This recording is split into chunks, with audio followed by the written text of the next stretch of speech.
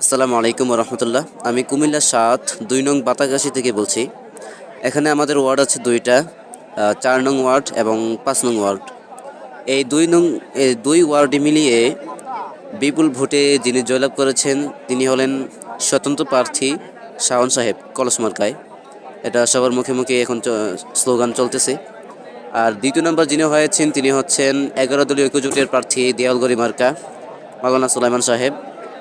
এবং সম্ভবত ৩ নম্বর হয়েছে ধানের শীষ, আর ৪ নম্বর হাত পাখা।